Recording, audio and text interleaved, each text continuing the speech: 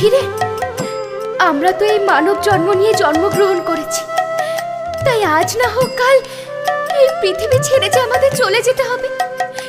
কিন্তু আমার এই দেহের অন্তে তোরা এই দেহকে অগ্নিতে দাহ করিস না বা নদী জলে ভাসায় দিস না, তাহলে যে আমার কৃষ্ণ বিচ্ছেদ করবে।